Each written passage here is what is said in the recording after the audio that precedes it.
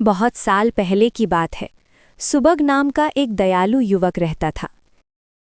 एक दिन वो अपने घोड़े पर सवार होकर घने जंगल से गुजर रहा था। कुछ दूर जाने पर वो मीठे पानी की एक झील के पास पहुंचा।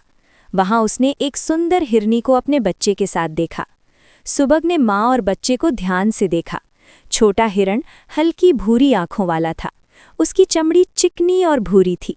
उसकी छोटी सी पूंछ थी और माथे पर एक सुंदर काला धब्बा था। कितना प्यारा छोटा हिरण है, सुबग ने सोचा। ये मेरा अच्छा पालतू बन सकता है। सुबग घोड़े से उतरा और हिरनी तथा उसके बच्चे के पास गया। वे डरे नहीं और भागे भी नहीं। सुबग ने बच्चे को पकड़ लिया, उसके पैर बांध दिए और उसे घोड़े की पीठ पर रख लिया। फिर वो वहां से चला गया। बेचारी हिरनी घोड़े के पीछे पीछे दौड़ने लगी। वो बार बार अपने बच्चे को देख रही थी। वो अपने बच्चे के बिना कैसे जी सकती थी। जब सुबग ने पीछे मुड़कर देखा तो उसने उसकी आंखों में आंसू देखे, एक माँ के आंसू। मैं माँ के आंसू नहीं देख सकता, सुबग ने सोचा।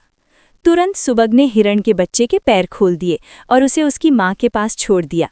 हिरनी ने बड़ी बड़ी प्रेम भरी आंखों से सुबग की ओर देखा। उसने अपने मन ही मन सुबग को धन्यवाद दिया। सुबग घर लौट आया। वो बहुत थका हुआ था और अपने बिस्तर पर लेट गया।